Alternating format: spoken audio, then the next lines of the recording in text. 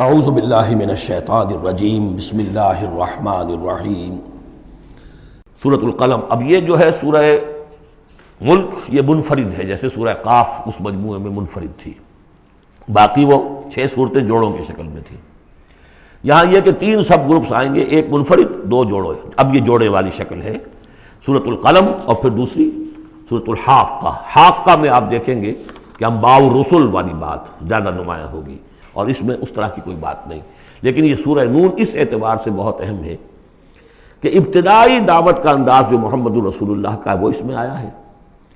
اور ایک خیال یہ بھی رکھیے کہ اس کی پہلی 7 آیات کے بارے میں یہ خیال ہے بہت سے حضرات کا، جن میں میں بھی شامل ہوں، میں ان سے متفق ہوں، کہ یہ دوسری وحی ہے جو حضور پر ہوئی ہے۔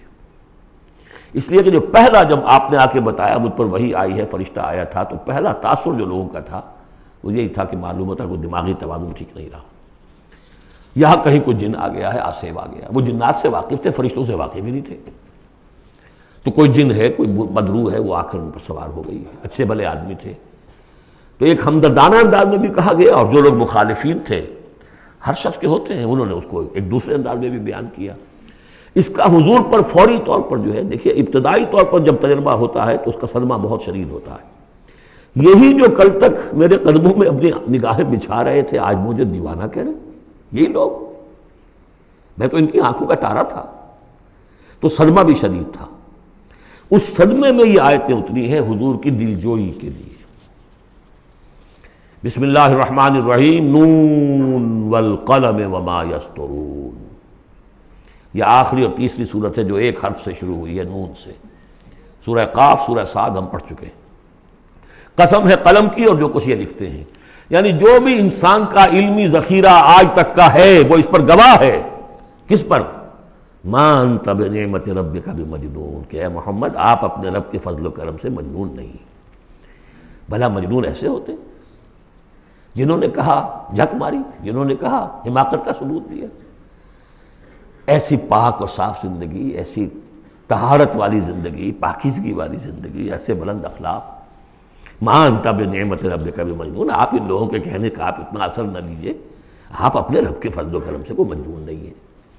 وَإِنَّ لَكَ لَأَجْرًا غَيْرَ مَمْنُونٍ، اور یقیناً آپ کے لیے تو وہ اجر ہے کہ جو غیر منقطع ہے، جس کا سلسلہ کبھی ختم ہی نہیں ہوگا۔ وَإِنَّكَ لَعَلَىٰ خُلُقٍ عَظِيمٍ، اور آپ تو ہے خلق عظیم کے اوپر فائز ہیں۔ معراج انسانیت پر تو حضور پہلے ہی فائز تھے۔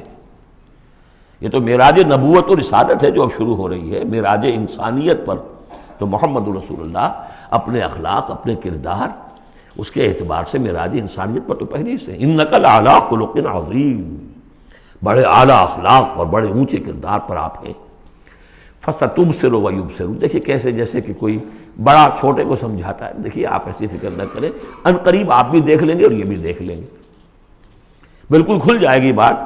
بِأَيِّكُمُ الْمَفْتُونُ، کہ آپ دونوں میں سے کون تھا کہ جو فتنے میں مبتلا ہو گیا تھا، محمد ابن عبداللہ ابن عبد المطلب، یا یہ جو کہہ رہے ہیں کہ یہ پاگل ہو گئے یا ان کو جنون کا عارضہ ہو گیا؟ کون بچل گیا تھا، کون فتنے میں آ گیا تھا؟ ان ربک هو اعلم بمن ضل عن سبیلہ، یقیناً تیرا رب خوب جانتا ہے کون اس کی راہ سے بھٹک گئے ہیں، وہو اعلم بالمہتدین، اور وہ ان کو بھی جانتا ہے جو ہدایت پر ہیں۔ اللہ آپ جو کچھ کر رہے ہیں اللہ دیکھ رہا ہے۔ یہ 7 آیات ہیں کہ جو بہت سے حضرات کے نزدیک دوسری وحی ہیں جو محمد رسول اللہ پر ہوئی ہے۔ صدق اللہ العظیم۔